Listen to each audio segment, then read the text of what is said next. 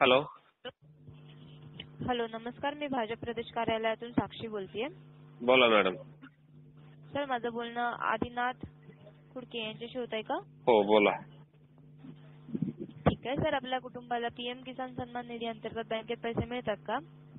हो. ठीक आहे सर, आतापर्यंत आपल्यासारख्या 11 कोटीहून अधिक शेतकऱ्यांना सरकारने सुरू केलेल्या पीएम किसान सन्मान निधी योजनेचा लाभ मिळत आहे. तर आगामी लोकसभा निवडणुकीत आपण भाजपला पाठिंबा द्याल का? नाही.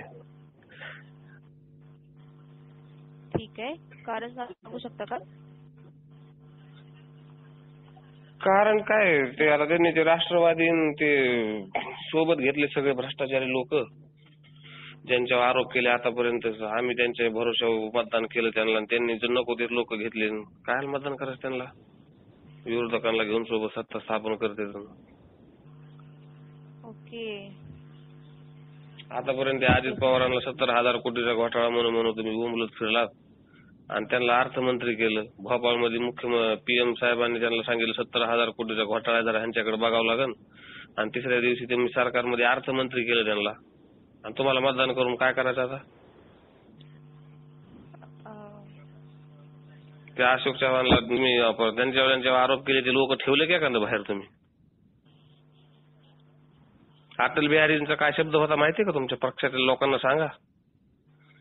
जर विरोधी पक्षातल्या लोकांना फोडून मला सत्ता मिळत असेल तर त्या सत्तेला मी चिमट्याने सुद्धा शिवणार नाही, असं बोलले होते का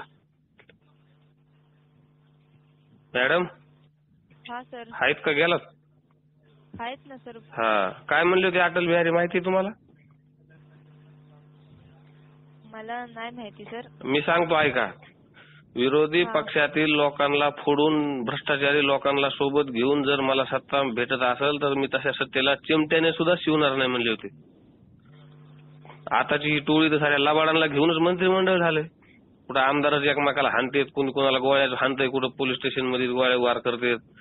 सरकार चालवायची पद्धत आहे काही? ते बिहार बिल आजायला लागला आता महाराष्ट्राला, आणि तुम्ही विचारता का मतदान नाही करणार भाजपला? का करावं तुम्ही मला कारण सांगा, मी तुम्हाला त्याचं उत्तर देतो. विचारा बरं तुम्ही मला मतदान का करावं, मी सांगतो, विचारतो तुम्हाला. आम्ही लोकांनी भाजपाला मतदान का करावं? आज 80% लोकांनी कापूस विकला 6,000 रुपयांनी, आणि आता सगळ्या शेतकऱ्याकडला कापूस जाऊन व्यापाऱ्याकडे जमा झाल्यावर तुम्ही आज त्याचा 8,000 भाव केला. 2013 मध्ये स्वतः देवेंद्र फडणवीस मोर्चा काढला होता 6,000 रुपये सोयाबीनला भाव मिळावा म्हणून. कधी? 2014ला पाशा पटेलच्या नेतृत्वाखाली. त्याची क्लिप आहे माझ्याकडे आणखी. आणि तुम्ही आज तुमचं सरकार आलं त्याच्यानंतर 10 वर्षांनी तर सोयाबीनला काय भाव देता? 4,000 रुपयाचा. आणि पुन्हा वरून म्हणता मतदान कशाला भाजपला मतदान का नाहीत करणार तुम्ही? कारण समजेल का? आहेत का उत्तर ह्याची तुमच्याकडे? 2013च्या एंडिंगला 2014च्या इलेक्शनच्या आधी एक यात्रा काढली होती पाशा पटेलच्या नेतृत्वाखाली देवेंद्र फडणवीसांनी, आणि त्याच्यामध्ये देवेंद्र फडणवीसांनी स्वतः भाव मागितला होता सोयाबीनला शेतकऱ्यांना 6,000 रुपये द्यावा. कधी? 2014ला. 2014ला तुम्ही जॉब करत होता का? नाही सर. 2014ला लोकांना, नोकरीवाल्यांना जेवढा पगार होता तेव्हा आज पगार दुप्पट झाला. म्हणजे त्या टायमाला तुम्ही सोयाबीनला 6,000 भाव मागत होता, तो आज 12,000 पाहिजे होता तुमच्याच म्हणण्यानुसार, बरोबर? हा सर. आज काय भाव आहे सोयाबीनला? 4,000 रुपये भाव आहे सोयाबीनला. त्या शेतकऱ्यांनी मरायचं का? तर मरायसाठी जर खायापुरते सुद्धा पैसे त्याला भेटणार त्यातून.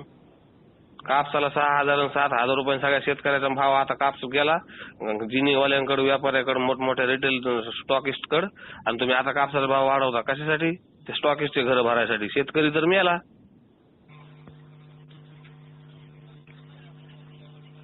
आणि 2,000 रुपये देऊन उपकाराची भाषा करता त्याची. पेट्रोल 60-70 रुपयावरचं 4 वर्षात, 5 वर्षामध्ये 110 वर नेलं. गॅस आमचं 400 रुपयावर भेटत होता तेव्हा आता 1100ला नेला, 1000 नेला, आणि काल आता इलेक्शन आलं म्हणून 100 कमी केला. आणि त्याची टिमकी वाजीत फिरत आहे, आणि म्हणता भाजपला मतदान करा. नाही म्हणलं तर का नाही करत? आता मला सांगा तुम्ही, मी नाही करायचे कारण सांगितले, तुम्ही करायचे कारण सांगा मतदान भाजपला. मग मी तुम्हाला त्याचं उत्तर विचारतो, तुम्ही सांगताल. सांगा आता कमून करायचं भाजपला मतदान?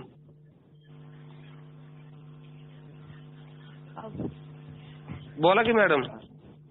हा सर. आता तर तुम्ही म्हणलात भाजपला मतदान का नाही करायचं, तुम्ही कारण सांगितले. आता तुम्ही करायचं का म्हणून ती तर सांगा की. सर, भाजपचे सगळेच तसे नाहीयेत. आता मला सांगा, महाराष्ट्रामध्ये एकनाथ शिंदे मुख्यमंत्री बरोबर, हा सर. त्यांनी मराठा आरक्षणासाठी ते मराठा आरक्षण सगळे सोयऱ्याचा अध्यादेश काढला, तो पाळला का? नाही पाळला. अजित पवारावर देवेंद्र फडणवीसांनी काय आरोप केला होता आहे का तुमच्या लक्षात? अजित पवार. हो, अजित पवार आपले अर्थमंत्री, कार्यतत्पर मंत्री सध्याचे. हा. त्यांच्यावर काय आरोप केला होता माहिती? देवेंद्र फडणवीसांनी 70,000 कोटींचा घोटाळा केलाय म्हणले. आमची सत्ता आली की ह्यांना चक्की फिशिंग अँड फिशिंग करू म्हणले होते. हे लक्षात आहे तुमच्या? म्हणजे ऐकण्यात आहे? नाही सर. हा बरं, एखादी क्लिप बघा युट्यूबवर टाकून, देवेंद्र फडणवीस आणि अजित पवार चक्की फिशिंग टाकलं का तरी लय मोठे व्हिडिओ येतील तुम्हाला हजारोत बघायला. एक बघा.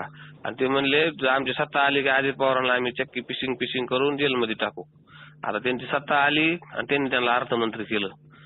ते छगन भुजबळ जेलमध्ये टाकलं, ते म्हणले आम्हाला जेलमध्ये टाकलं, तर त्यांना फडणवीस म्हणले तुम्ही काय म्हणले मोठा देश कार्य नाही केलं म्हणून तुम्हाला जेलमध्ये टाकले, म्हणले तुम्ही घोटाळा केला कसा. त्यानंतर ते राधाकृष्ण विखे पाटील, त्यांना ते कुठले तरी एका आतंकवादी संघटनेकडून त्यांच्या संस्थेवर पैसे आले म्हणून आरोप केला, बदनाम केलं आणि त्यांना आता महसूल मंत्री बनवलं. ते अशोक चव्हाण त्यांना आदर्श घोटाळ्यामध्ये त्यांना बदनाम केलं, त्यांचे मुख्यमंत्री पदावरून राजीनामा द्यायला लावला, तुमच्याकडे घेतलं. तुम्ही एक काम करा बरं मॅडम, तुमच्याकडे कोणती काय ती वॉशिंग पावडर काय आहे ती लोक हे नील करते, तुम्ही कसं काय? ते नारायण राणेच्या मागे ते किरीट सोमायला लागले होते, त्यांचा हातोडा घेऊन त्यांचं काय पाडायला गेले आणि त्यांना आता केंद्रात मंत्री केलंय. केलंय का नाही? मग या लोकांना कशामुळे केलंय त्यांना विचारता का एकदा तुम्ही? म्हणजे आता काय आहे तुमचं, आमची काय दुश्मनी नाही, पण तुम्ही आम्हाला फोन केलाय ना, मग तुमच्यापर्यंत बोललो तुम्ही वरच्याला सांगता फीडबॅक का सांगता का नाही? सांगतो ना सर. हा, म्हणजे आता ह्या लोकांचं त्यांना म्हणायचं हे लोक असं बोलतात खाली, ह्याच्यावर काय उत्तर? बरं जाऊ दे, आता तुम्ही सांगा मला, मी भाजपला मतदान करतो, कशामुळे करू तेवढं सांगा. शेतकरी सुखी नाही, सामान्य माणूस महागाईने मेलाय, बेरोजगाराला नोकरी नाही, 2-4 नोकऱ्या निघल्या तर त्या भरतीचा सगळा घोटाळा. मग आता हे लोकांनी मतदान नेमकं कमून करायचं तेवढं सांगा की कारण 2-4.